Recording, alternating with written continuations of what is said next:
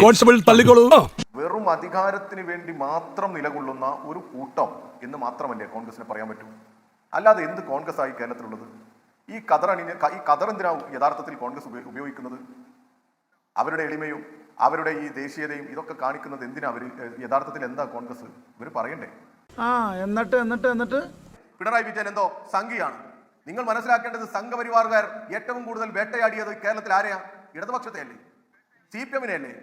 ഈ പിണറായി വിജയനെ തന്നെ ഏതൊക്കെ തരത്തിൽ ആക്രമിക്കാനും ഇല്ലാതാക്കാനും ഈ RSS ശ്രമിക്കുന്നുണ്ട്. ഞങ്ങളുടെ നേതാക്കന്മാരെ അല്ലേ ഇവർ വേട്ടയാടുന്നത്?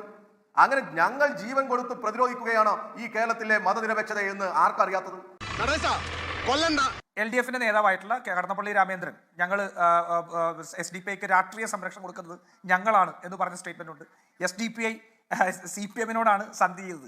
SDPIയുടെ നേതാവ് പറഞ്ഞ സ്റ്റേറ്റ്മെന്റ് VD സതീശൻ നിലപാട് മാറ്റട്ടെ, അപ്പം ആലോചിക്കാം എന്നാണ് പറഞ്ഞത്. VD സതീശനാണ് ഇപ്പോൾ SDPIക്കെതിരായിട്ട് നിലപാടായിട്ട് നിൽക്കുന്നത് വ്യക്തമല്ലേ? സത്യമാണെങ്കിലും എനിക്ക് അംഗീകരിച്ചു കൊടുക്കാൻ പറ്റുമോ?